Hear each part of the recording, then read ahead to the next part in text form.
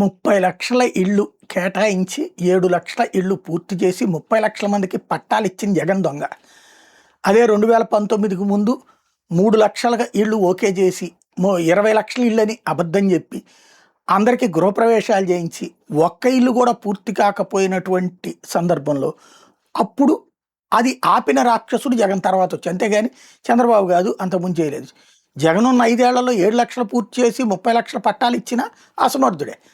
అంతకుముందు ఒక్క ఇల్లు ఇవ్వకుండా జనం చేతే 3 లక్షల రూపాయలు ఖర్చు పెట్టించి 50,000 రూపాయలు అడ్వాన్సులు తీసుకుని ఇళ్ల నిర్మాణం పూర్తి చేయకుండానే చేసిన అనుభవజ్ఞుడైన నాయకుడు.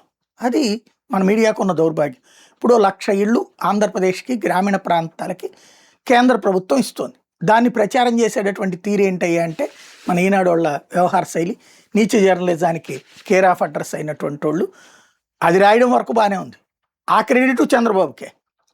6 లక్షల మంది అప్లై చేసుకున్నట్టు 1 లక్ష వస్తుంది, మిగతా అది ఫ్యూచర్లో ఇస్తారట. 30 లక్షల ఇళ్ల పట్టాలకు సంబంధించినటువంటి ప్రదేశాలు ఇల్లు కట్టనిచ్చి వాళ్ళని ప్రోత్సహిస్తే చాలు కదా. ఈ పైన వాటికి ఆటోమేటిక్గా మిగతా అది నడిచిపోతుంది కదా. కానీ ప్రజల కోణం కంటే కూడా ఆ నాయకుల కోణం, పార్టీల కోణాన్ని జనం మీద రుద్దే వీళ్ళ స్వభావం మాత్రం మారట్ల.